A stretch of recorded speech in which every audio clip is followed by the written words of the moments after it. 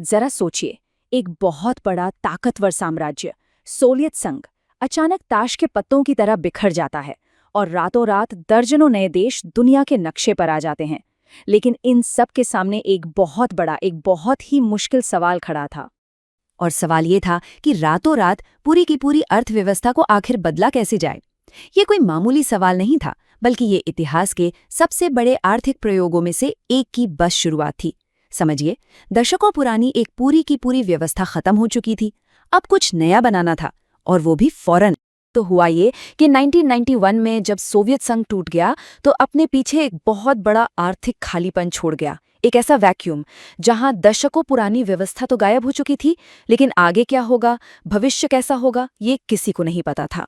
देखिए, पुरानी सोवियत व्यवस्था में ना सब कुछ, मतलब हर चीज सरकार के कंट्रोल में थी। कारखाने कौन चलाएगा, चीजें क्या बनेंगी, यहाँ तक कि एक रोटी की कीमत क्या होगी, सब सरकार तय करती थी।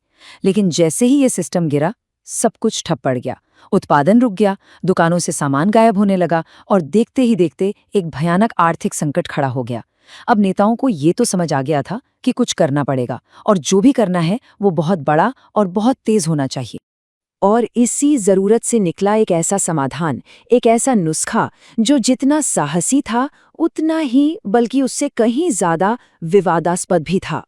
और इसका नाम था शॉक थेरेपी। अब इसे शॉक थेरेपी क्यों कहा गया? क्योंकि इसका मकसद था एक बीमार अर्थव्यवस्था का इलाज किसी दवा से नहीं, बल्कि एक तेज और बेहद दर्दनाक सर्जरी की तरह करना। सोच ये थी कि धीरे धीरे आराम से बदलाव करने का वक्त नहीं है। एक ही झटके में, एक ही बार में पूरे सिस्टम को बदल डालो, भले ही इसमें दर्द कितना भी क्यों ना हो। तो सवाल ये है कि इस थेरेपी में आखिर था क्या? इसमें मोटी मोटी 4 बातें थीं। पहली, निजीकरण, यानी जितनी भी सरकारी कंपनियां और उद्योग हैं उन्हें प्राइवेट हाथों में बेच दो। दूसरी, बाजार आधारित अर्थव्यवस्था, मतलब अब सरकार नहीं बल्कि डिमांड और सप्लाई तय करेगी कि चीजों की कीमत क्या होगी। तीसरी, मुक्त व्यापार, यानी बाहर के देशों से व्यापार और निवेश के लिए अपने दरवाजे पूरी तरह खोल दो। और चौथी और बहुत जरूरी बात, सरकारी खर्चों में भारी कटौती करना। अब एक बात और समझने वाली है, ये फैसला सिर्फ इन देशों का अपना नहीं था। IMF यानी अंतर्राष्ट्रीय मुद्रा कोष और वर्ल्ड बैंक जैसी बड़ी संस्थाएं मदद के लिए आगे तो आईं, लेकिन उनकी अपनी कड़ी शर्तें थीं। उन्होंने पैसा देने के बदले इन्हीं सुधारों को लागू करने के लिए दबाव डाला। तो एक तरह से इन देशों के पास शॉक थेरेपी अपनाने के अलावा कोई और रास्ता बचा ही नहीं था। चलिए, अब थ्योरी से हटकर जरा असलियत की बात करते हैं। जब 1992 में रूथ ने इसे अपनाया तो जो शॉक लगा वो उम्मीद से कई ज्यादा गहरा और दर्दनाक साबित हुआ। जैसे ही चीजों की कीमतों से सरकारी कंट्रोल हटा, महंगाई ने तो जैसे आसमान ही फाड़ दिया। सोचिए, लोगों ने जो जिंदगी भर की जमा पूंजी बचाई थी वो रातों रात कागज के टुकड़ों जैसी हो गई। जो पैसा कल तक घर खरीदने के सपने दिखा रहा था, आज उससे एक वक्त की रोटी खरीदना भी मुश्किल हो गया। इसका नतीजा ये हुआ कि जो बड़े बड़े सरकारी कारखाने थे वो एक एक करके बंद होने लगे। देश का पूरा औद्योगिक उत्पादन बुरी तरह से गिर गया। और जब कारखाने बंद होते हैं तो क्या होता है?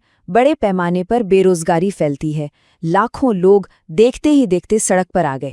देखिए, जब कोई पुराना सिस्टम ढह जाता है और नया सिस्टम अभी ठीक से बना भी नहीं होता, तो बीच में एक खाली जगह बन जाती है, एक वैक्यूम। और इस खालीपन को भरने के लिए कौन आया? भ्रष्टाचार और ऑर्गेनाइज्ड क्राइम। माफिया गैंग्स बहुत ताकतवर हो गए और उन्होंने देश की संपत्ति पर कब्जा करना शुरू कर दिया। लेकिन इन सब का जो सबसे दर्दनाक असर हुआ वो था इंसानी जिंदगी पर।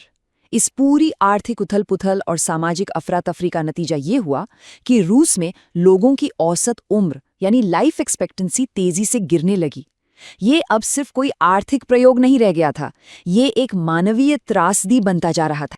इन सुधारों ने समाज को हमेशा हमेशा के लिए बदल कर रख दिया। इसने कुछ लोगों को तो विजेता बनाया, लेकिन एक बहुत बड़ी आबादी हार गई। और इसी दौर में एक नए वर्ग का जन्म हुआ, जिन्हें आज हम ओलिगार्क के नाम से जानते हैं।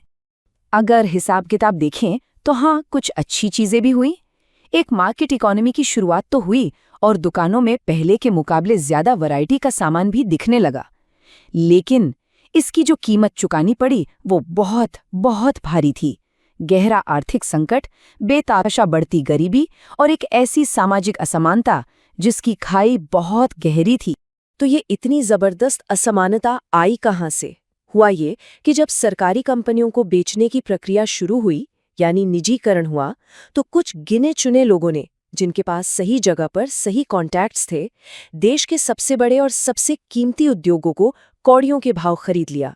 यही लोग ओलिगार्क कहलाए और ये रातों रात अरबपति बन गए। एक तरफ तो ये हो रहा था और दूसरी तरफ आम आदमी था, जिसके पास जो थोड़ी बहुत सामाजिक सुरक्षा थी वो भी खत्म हो रही थी। सरकारी खर्चों में कटौती का सीधा मतलब था कि हेल्थ केयर, शिक्षा, पेंशन, ये सारे सिस्टम बुरी तरह चरमरा गए। करोड़ों लोग एकदम बेसहारा हो गए। तो सवाल फिर वही उठता है कि आखिर ये थेरेपी इतनी बुरी तरह से फेल क्यों हुई? जो वादे किए गए थे वो पूरे क्यों नहीं हो पाए? इसका जवाब असल में इसकी पूरी प्रक्रिया में ही छिपा है। असल में इसके पीछे कई वजहें थीं। एक तो ये कि सुधारों की रफ्तार बहुत ज्यादा तेज थी, इतनी तेज कि सिस्टम को संभलने का मौका तक नहीं मिला। दूसरे, जो संस्थाएं कानून और नियम कायदे लागू करतीं वो बहुत कमजोर थीं। लोगों को कैपिटलिज्म का यानी पूंजीवाद का कोई तजुर्बा था नहीं, और इन सब के ऊपर भ्रष्टाचार ने इस पूरी प्रक्रिया को अंदर से खोखला कर दिया। और इसीलिए आखिर में शॉक थेरेपी को इसी तरह याद किया जाता है, आर्थिक बदलाव का एक ऐसा रास्ता जो बेहद कठोर था और जिसने समाज में एक बहुत गहरी और शायद कभी न भरने वाली असमानता पैदा कर दी।